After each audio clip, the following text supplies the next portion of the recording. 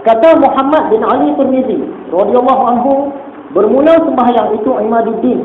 Ini kita dah sentuh dah pada mula-mula kitab. Sembahyang ni tiang agama. Sedangkan rumah orang Arab tak ada tiang. Di mana mereka tengok tiang? Pada kemah-kemah.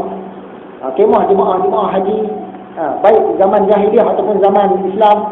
Kemah orang-orang Badui, dan juga kemah mereka sendiri masa pergi berniaga. Kemah ni dia ada tiang. Dalam situ datang cerita tentang tiang. Dan ialah yang pertama yang difardukan Allah Ta'ala atas segala muslimin, iaitu sembahyang. Jadi ibadah fardu yang pertama ialah sembahyang. Masa di Mekah lagi dah dapat dah.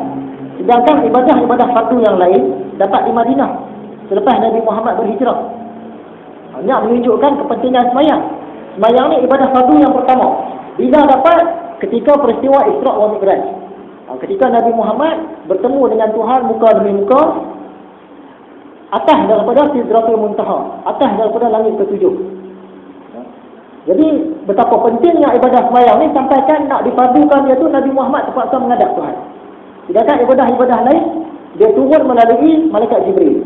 Malaikat Jibril bagi tahu kepada Nabi Muhammad diwajibkan puasa. Malaikat Jibril cerita cara-cara ibadah macam mana buat. Tapi ibadah sembahyang Nabi Muhammad kena naik. Kena naik bertemu dengan Tuhan sendiri. Dan salah satu daripada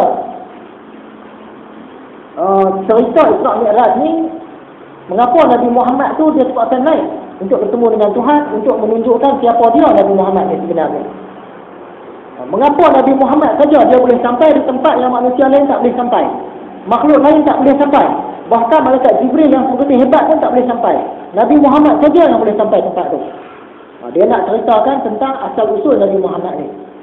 Kalau ikut ahli-ahli sufi, dia dikenali sebagai Nur Muhammad, makhluk yang pertama diciptakan. Jadi unsur-unsur dia tu sesuai, yang paling rapat dengan Tuhan.